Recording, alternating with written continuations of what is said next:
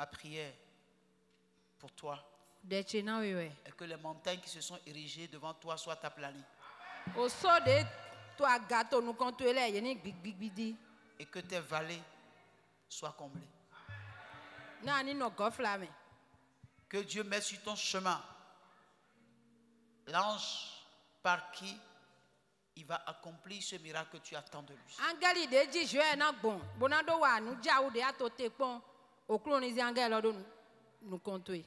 Amen. Je veux lire un verset dans la parole de Dieu.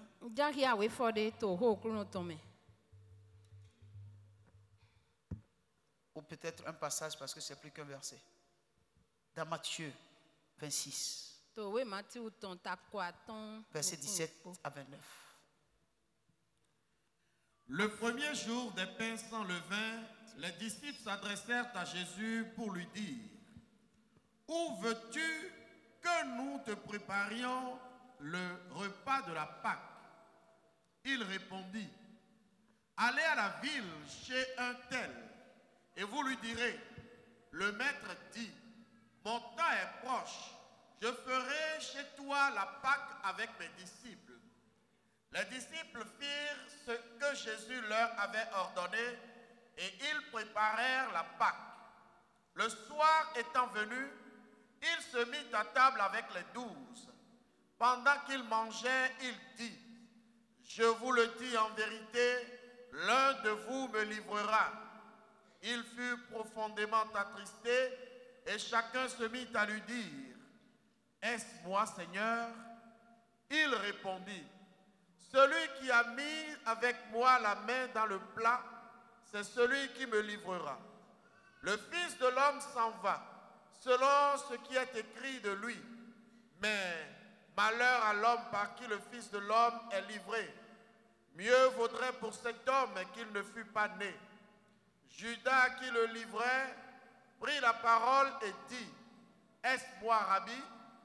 Jésus lui répondit: tu l'as dit. Pendant qu'il mangeait, Jésus prit du pain et après avoir rendu grâce, il le rompit et le donna aux disciples en disant: prenez, mangez, ceci est mon corps. Il prit ensuite une coupe et après avoir rendu grâce, il leur donna en disant: buvez-en tous, car ceci est mon sang, le sang de l'alliance qui est répandu pour plusieurs pour la rémission des péchés.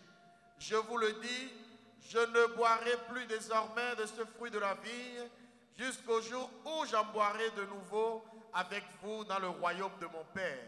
Bien-aimé, la Pâque, c'est la fête du pain sans levain.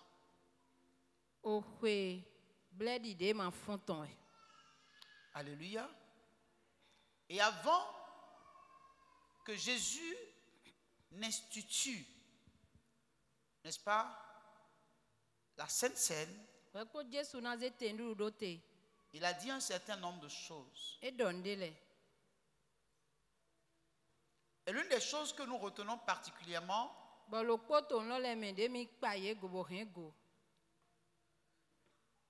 au verset 21. Pendant qu'il mangeait, il dit: je vous le dis en vérité, l'un de vous me livrera. L'un de vous me livrera. Comment vous pouvez imaginer que Jésus pouvait avoir dans ses disciples que lui-même il a choisi quelqu'un qui va le trahir?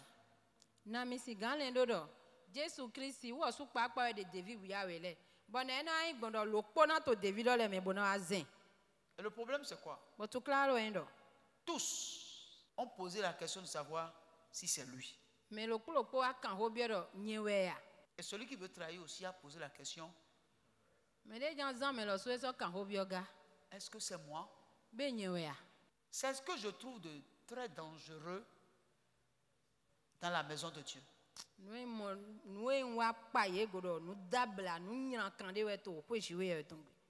Les gens que vous ne pouvez pas imaginer.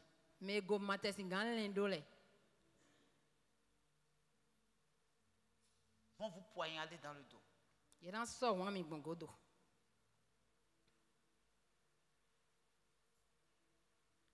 Alléluia. Amen. Jésus, avant la Sainte Seine, a posé un problème. L'un de vous me trahira. Et eux-mêmes, ils ont dit, est-ce moi? Et celui qui veut le trahir lui-même a dit, est-ce moi?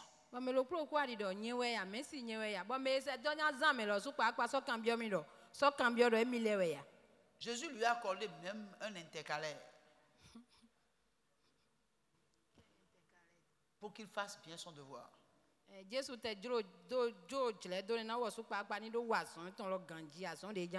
Tu l'as dit. Tu l'as dit. Il ne peut pas comprendre. Tu l'as dit. Toi-même, tu l'as dit. Est-ce qu'il ne peut pas comprendre?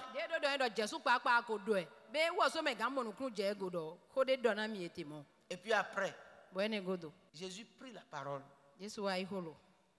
Au verset 26,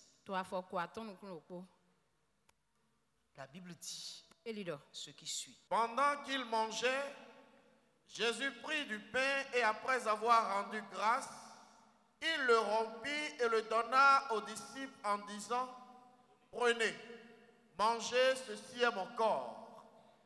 Amen. Amen. Quand vous voyez le verset 21, la Bible dit pendant qu'il mangeait. Il dit. Au verset 26, on dit que pendant qu'il mangeait, Jésus prit le pain. Avant de prendre le pain, il a d'abord dit. Gloire à Dieu. Avant de prendre le pain, il a d'abord dit. Et c'est après avoir dit, il prend maintenant le pain pendant qu'il mangeait encore. Et il dit, prenez, mangez, ceci est mon corps. Pendant qu'ils étaient encore à table et qu'ils mangeaient, que Jésus a pris le pain et leur dit, prenez ceci, prenez et mangez, ceci est mon corps. Alléluia. Amen. Alléluia. Prenez ceci.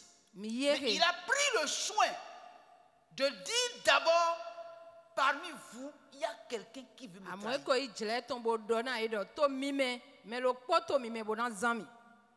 Le verset 27. Il prit ensuite une coupe et après avoir rendu grâce, il la leur donna en disant, buvez-en tous. Continue. Car ceci est mon sang, le sang de l'alliance qui est répandu pour plusieurs pour la rémission des péchés. Alléluia. Amen. Il dit, prenez-en et buvez. Tous. Car ceci est mon sang, le sang de l'alliance qui est répandu pour plusieurs. Pour la rémission des péchés. Ça veut dire que là, il ouvre une brèche pour amener celui qui veut commettre la trahison. Il ouvre une brèche pour dire, vous aurez une rémission des péchés au travers de mon sang. En réalité, tous sont péchés et sont privés de la gloire de Dieu. Alléluia. Amen. Alors, bien aimé, je veux nous amener à comprendre que Christ, notre Pâque, a été immolé. Il ne sera pas immolé une autre fois. Il a été immolé pour que par son sang, nous obtenions la rémission de nos péchés. Il n'y aura plus un autre sacrifice. C'est pour ça que nous devons enlever de notre vie le vieux levain.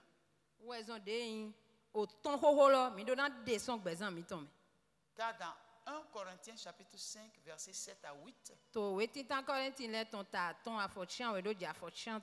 La Bible dit: faites disparaître le vieux levain afin que vous soyez une Pâque nouvelle, puisque vous êtes sans levain, car Christ notre Pâque a été immolé. Célébrons donc la fête, non avec du vieux levain, non avec un levain de malice et de méchanceté, mais avec les pains sans levain de la pureté et de la vérité. Amen. Amen. Alors, ici, Tofi, le levain typifie le péché. Autant de ho do été fi, nyando ho do été. Et on nous demande d'enlever, n'est-ce pas, le vieux levain de notre vie. Parce que nous sommes une pâte nouvelle. Ça veut dire quoi? Nous devons prendre conscience de ce que nous avons été rachetés par le sang précieux de Jésus. À cause du péché. Et nous devons travailler pour que le péché ne continue pas à demeurer dans notre vie.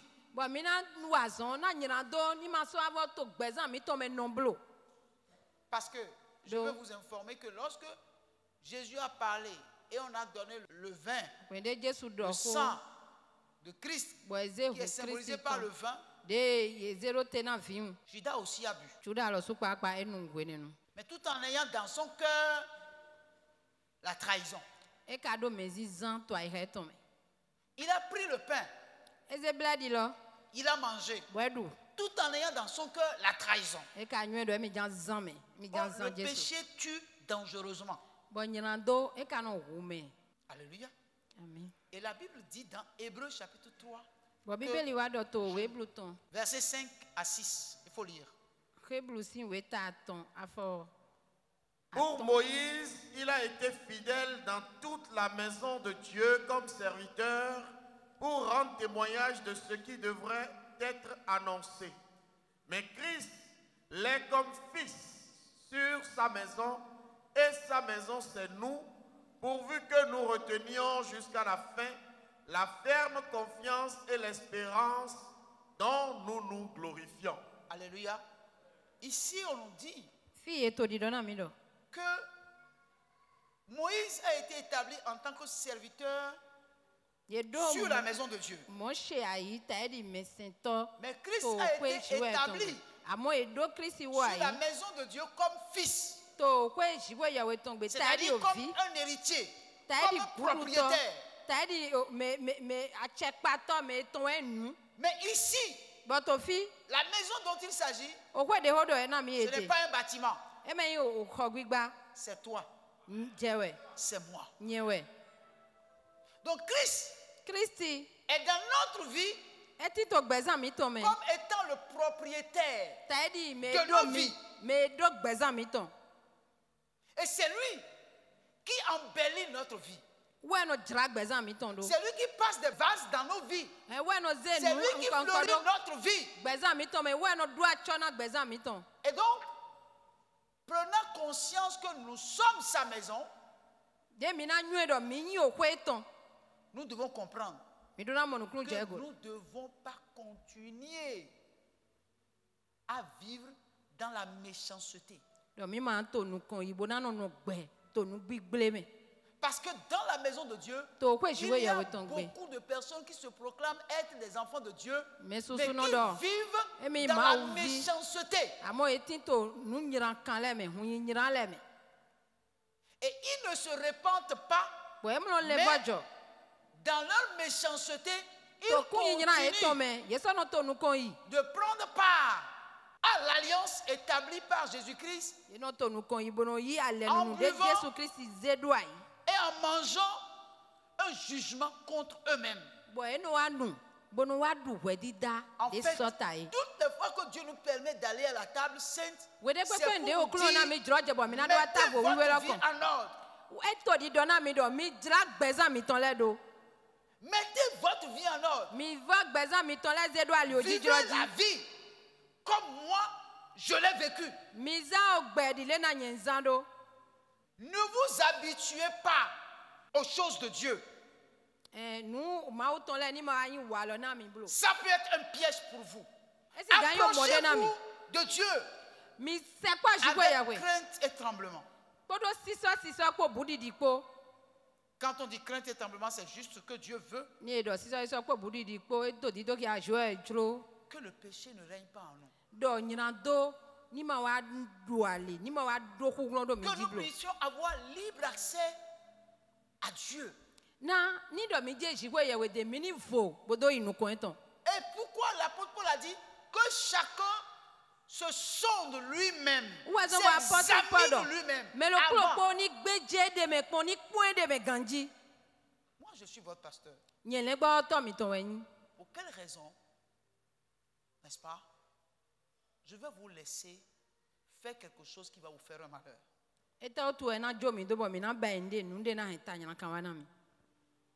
Gloire à Dieu.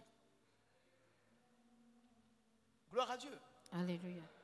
Donc, toutes les fois que Dieu nous permet d'aller à la table, c'est pour que nous puissions remettre de l'ordre dans nos vies. Mais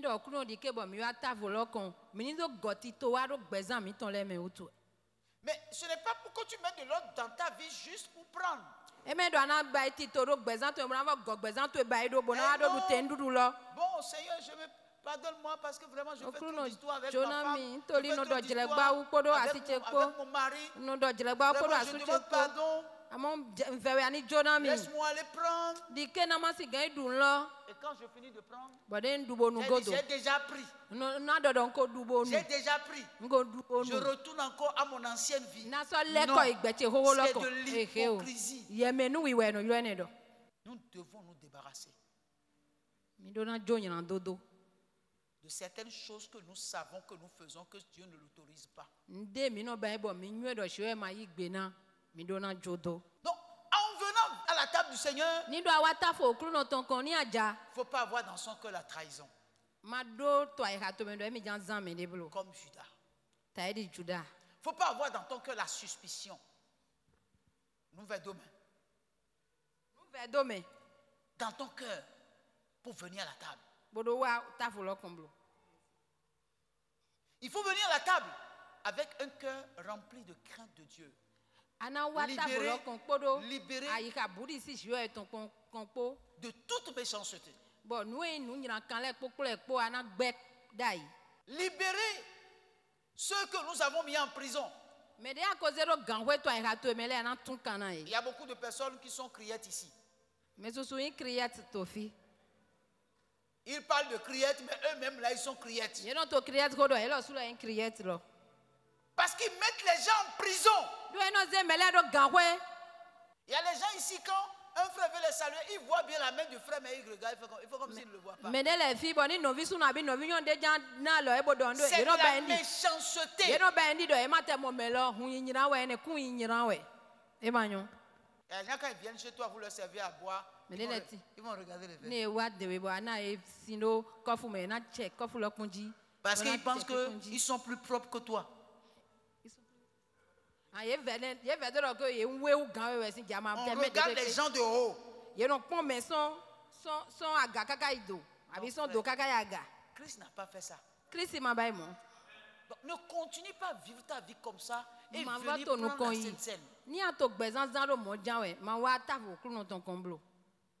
Alléluia. Amen. Tu penses que tu es trop grand pour que tu te tiennes debout avec une certaine personne pour causer.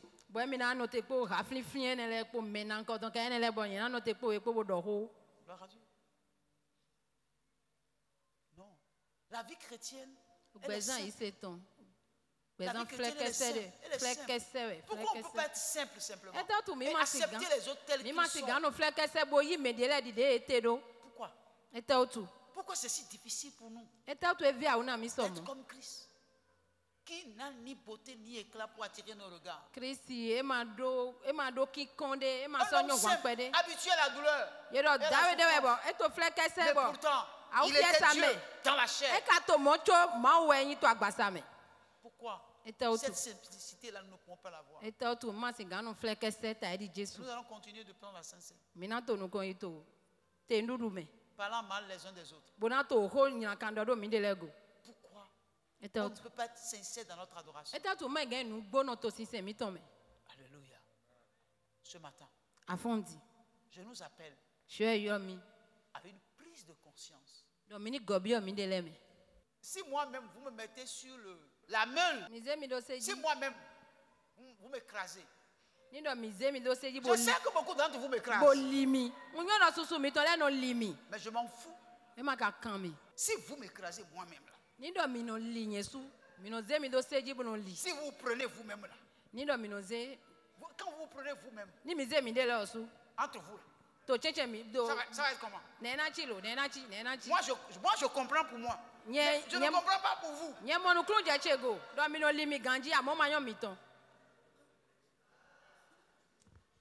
Et puis dans ça, vous venez prendre la sincère. Alléluia. Dans le témoignage que j'ai donné là, il y a beaucoup parmi vous là, qui ont péché. Le témoignage que j'ai donné là a créé la délivrance dans la vie de certaines personnes. Quand vous ne comprenez pas quelque chose, n'en parlez pas. N'en parlez pas. Il faut se taire et attendre le moment de comprendre. La Bible dit que beaucoup des gens étrangers, des étrangers, à la maison d'Abraham vont rentrer. Et les fils de maison même vont rester dehors. Nous devons faire attention et vivre une vie pure.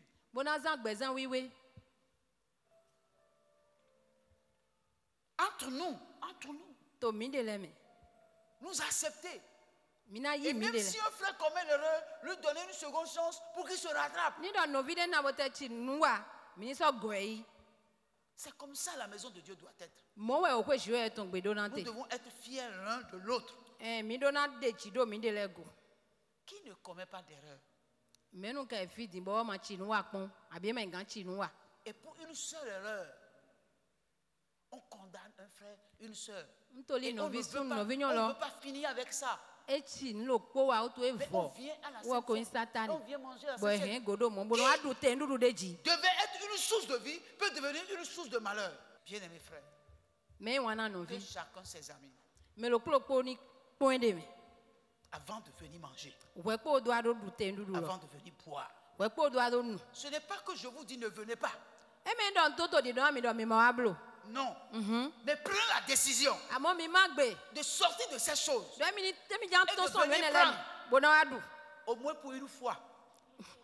Au moins pour une fois, il faut être sincère. Parce que Dieu nous voit à partir de notre cœur.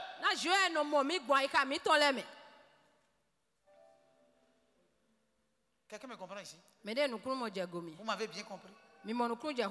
Alors ce matin, si vous remplissez les conditions pour venir prendre la Sainte-Seine,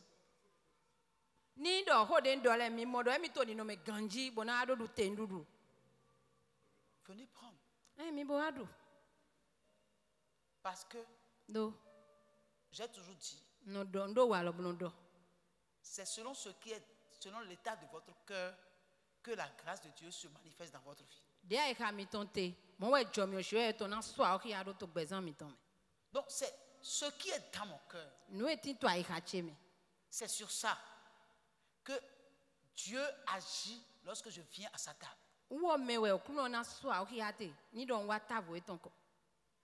Alléluia. Ce n'est pas un lieu de malédiction, c'est un lieu de bénédiction. Mais venons avec un cœur rempli d'espérance. Un cœur libéré de tout soupçon. Revenons recevoir la guérison à la table du Seigneur. Chacun ses amis. Quand on dit chacun ses amis, ce n'est pas forcément baisser la tête. Ne soyons pas religieux. Alléluia. Quand on dit que chacun ses amis, souvent, nous baissons la tête. sans que notre cœur ne soit abaissé. Ce n'est pas de notre tête qu'il s'agit. C'est de notre corps qu'on dit. Alléluia. Amen. Regarde dans ton cœur, sonde ton cœur. Regarde, qu'est-ce que tu dois laisser? Père, nous voulons te confier cette cérémonie de ce matin. Nous sanctifions le pain. Et nous sanctifions le vin. Tous deux représentant l'un ton corps, l'autre ton sang. Ce corps qui a été brisé pour nous à la croix et ce sang qui a été versé, par lequel nous recevons la rémission de nos péchés. Nous les sanctifions par ta parole. Saint-Esprit, prend le contrôle afin que personne ne vienne prendre un jugement contre lui-même. Au contraire, que nous prenons la bénédiction et toutes les faveurs qui émanent de toi. Béni sois-tu, Père. Au nom de Jésus, nous avons prié.